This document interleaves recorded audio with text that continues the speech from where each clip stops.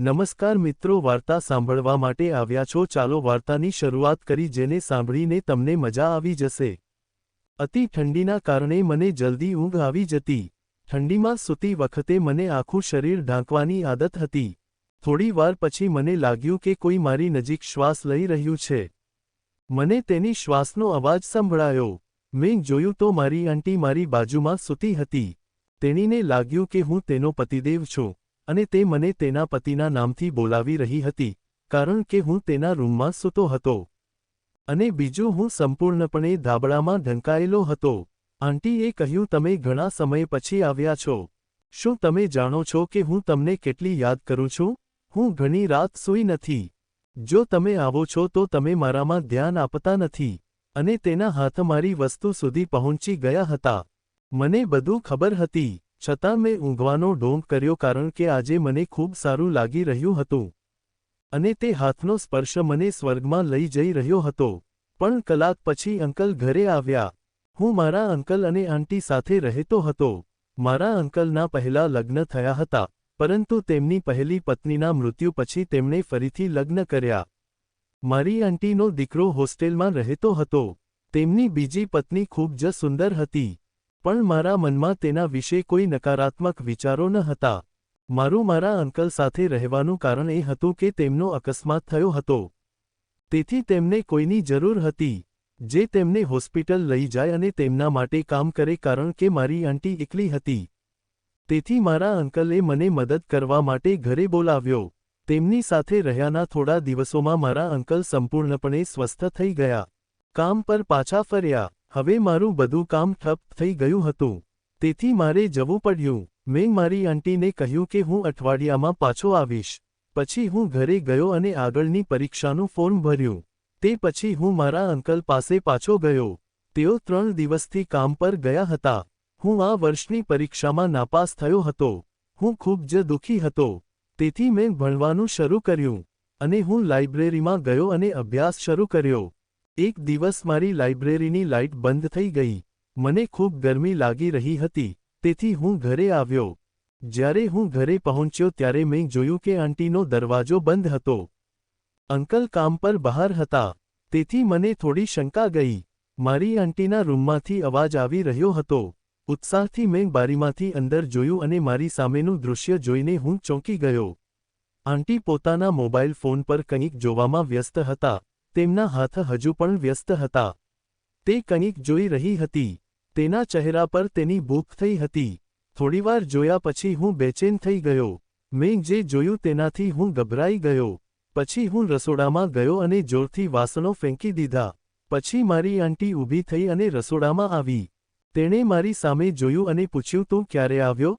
તું સાંજે આવવાનો હતો ને? મેં કહ્યું, આંટી, લાઇબ્રેરીની લાઇટ ગઈ છે તો હું આવી ગયો। તે દિવસ પછી આંટી પ્રત્યેનો મારો વલણ બદલાઈ ગયો। હવે હું હંમેશા તેમને એ રીતે જોતો અને ક્યારેક જ્યારે હું જોતો હતો ત્યારે તે પણ મને જોતી।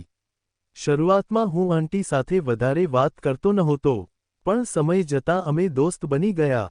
અમે એકબીજા સાથે વાત કરવાનું શરૂ કર્યું। મને મજા આવવા લાગી। આંટી પણ આ પરિવર્તનથી આશ્ચર્યચકિત થઈ ગઈ, કારણ કે અમારા સંબંધો પહેલા એટલા સારા નહોતા। તે દિવસે હું લાઇબ્રેરીમાં હતો, એટલામાં જ મને મારા અંકલનો ફોન આવ્યો। તેમણે કહ્યું, મારી પાસે 3 દિવસની બેંક રજા છે, તો કૃપા કરીને મારી બેગ અને મારો બધો સામાન લઈને આવો। બેંકમાં કામ પૂરું થયા પછી હું ઘરે આવીશ। હું તેને રિક્ષામાં ઘરે લઈ ગયો। જ્યારે હું ઘરે પહોંચ્યો ત્યારે મને ત્યાં કોઈ ન મળ્યું। દરવાજો બહારથી બંધ હતો। મેં મારો સામાન પેક કર્યો અને અંકલની બેગ તેમના રૂમમાં મૂકવા ગયો। આંટી શાંતિથી સૂઈ રહ્યા હતા। તે સમયે ખૂબ ઠંડી હતી, તેથી મેં આંટીને ધાબળો ઓઢાડ્યો અને તેમની બાજુમાં સૂઈ ગયો। અત્યંત ઠંડીને કારણે મને ઝડપથી ઊંઘ આવી ગઈ। મને ખ્યાલ પણ ન રહ્યો કે હું ક્યારે ઊંઘી ગયો। અત્યંત ઠંડીમાં સૂતી વખતે મારી જાતને સંપૂર્ણપણે ઢાંકવાની મારી આદત હતી। થોડી વાર પછી મને લાગ્યું કે કોઈ મારી બાજુમાં શ્વાસ લઈ રહ્યું છે। તેનો અવાજ થોડો સંભળાતો હતો। જ્યારે હું જાગ્યો ત્યારે આંટી મારી બાજુમાં સૂતી હતી। તેણીને લાગતું હતું કે હું તેમનો પતિદેવ છું। તે મને તેમના પતિના નામથી બોલાવી રહી હતી, કારણ કે હું તેના રૂમમાં સૂતો હતો। આંટીએ કહ્યું, તું ઘણા સમય પછી આવ્યો છે. તને ખબર છે કે હું તને કેટલી યાદ કરું છું? મને ઘણી રાતથી ઊંઘ નથી આવતી, અને જો તું હોય તો તું મારા તરફ ધ્યાન નથી આપતો. તેનો હાથ મારી તે વસ્તુ પર પહોંચ્યો.